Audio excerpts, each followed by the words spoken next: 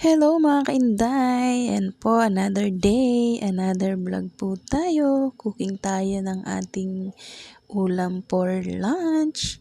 Ayan, tayo magpipritos muna ng ating potato.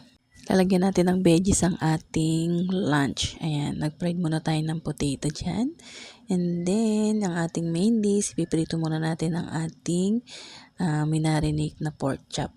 Yan. Magkabila yung ating pipirito.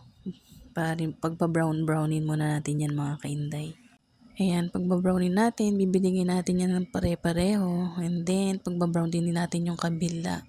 After na, lalagay natin dyan yung sauce ng ating pinagmarinatan kanina.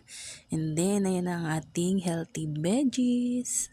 Ayan, so yummy. Lalagay natin yan mamaya after na lumambot ang ating pork chop. Yan.